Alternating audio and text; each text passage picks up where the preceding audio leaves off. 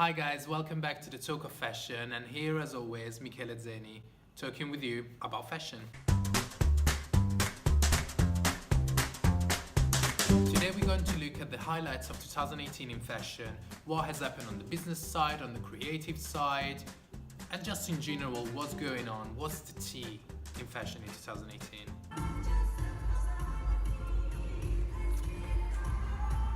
We've seen so many creative changes, starting from Hedi Slimane taking over Celine, and we've seen the creative change he has taken over, also changing the logo, and then we have Riccardo Tisci that has changed the logo as well, Burberry, and then Olivier Rousteing did the same with Balmain at the end of the year. Then we have Kim Jones, who now is a Dior home, and before was a Louis Vuitton, where he did actually a great job. And at Vuitton now we have Virgil Abloh, who's the first black creative director of the house, which is a very important thing, and is a very important because it's representing a shift of the industry, a very important shift, something that actually has been talking for many years, where the black community has been not represented in a proper way, and this is actually a very important and validating statement that has happened for one of the most major houses in fashion.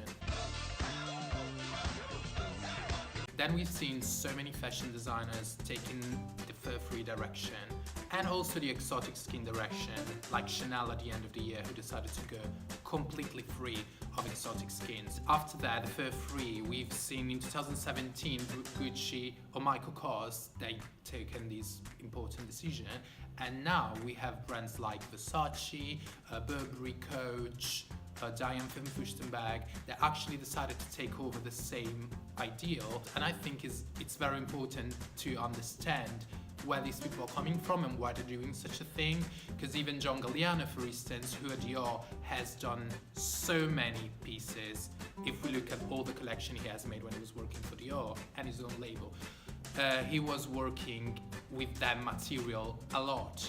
And now he decided as well to go for free, and we need to take into consideration what are the effects of using certain materials in this industry, and if certain materials are actually necessary. If not, what other kind of solution we have in order to achieve a good look. You gotta switch! Do what you gotta switch! Because we know that having fur, wearing fur, is not a necessity, but it surely looks good. But it's not a necessity. So maybe that's also the reason why those people went in that direction, because they know it's not something extremely important for them to build their business on, so they decided to put it on the side. Talking about business, we've also seen so many different things going on in the business side, starting from Alexander Wang that decided to leave the New York Fashion Week. And he decided to do things on his own. He's like, sorry guys, I'm doing my things, you doing yours, I'll see you when I'll see you. Which is fine, also because he said, okay, I'm going to do the thing. I'm going to show my collection, which is not going to be seasonal, but it's going to be a non-seasonal collection. Whatever. That every year I'm going to show collection 1 and collection 2 in June and December, and they're going to be aligned with the production time, which I guess is great. I mean, personally, I think people are going to be like, oh hey, the production time, here is when the clothes arrive in the store, and here is the collection. So you're actually showing me what I can buy, instead of waiting 6 months, you know? So instead of going to the shop, place a pre-order, and then wait, and then the garments arrive, and then you try, and maybe you're not happy.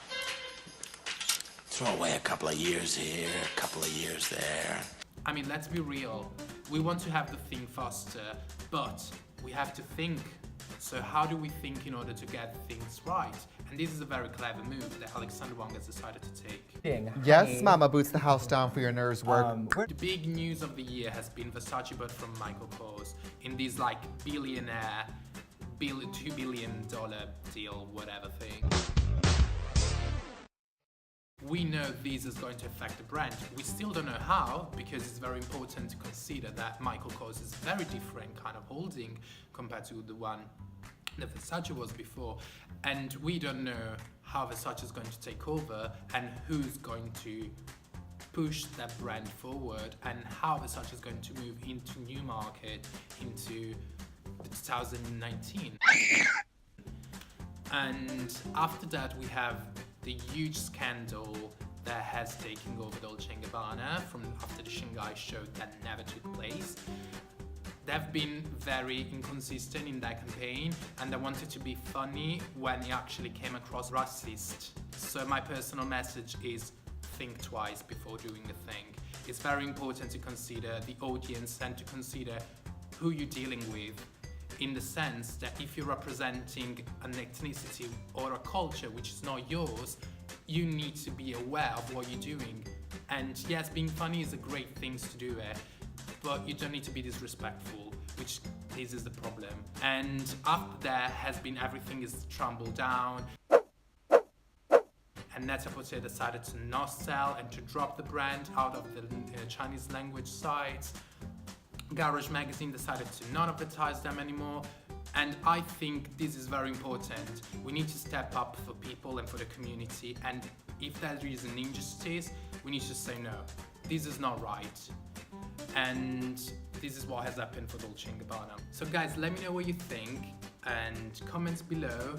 Let me know if you think there was something I've missed out and what we should have talked, and what's going to happen in 2018. And I guess I'll see you next week, guys, here at the Talk of Fashion. Bye.